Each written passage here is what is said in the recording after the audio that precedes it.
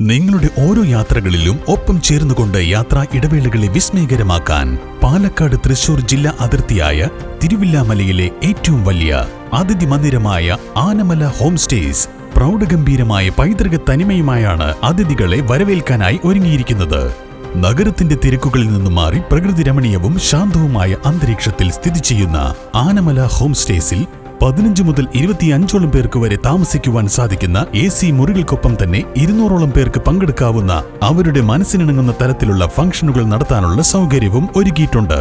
Anamala home സ്റ്റേസിന്റെ ഭാഗമാവാം. Anamalas home stay. ഓർമ്മകൾ പെയ്യുമ്പോൾ വേങ്ങശ്ശേരി കണ്ണമംഗലം ALP സ്കൂളിൽ പൂർവ്വ വിദ്യാർത്ഥി സംഗമം നടന്നു.